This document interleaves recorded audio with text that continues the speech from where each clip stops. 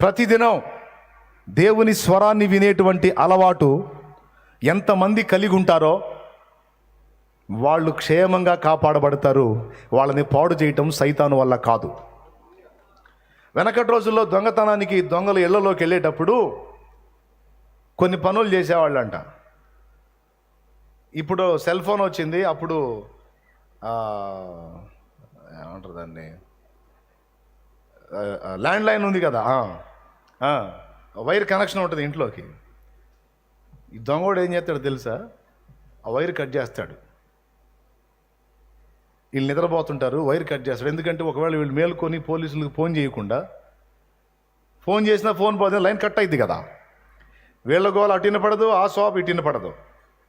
కాబట్టి వాడు ముందు లోపటి వాడు బయట వారికి సమాచారం ఇవ్వకుండా, బయట వారి సమాచారం లోపల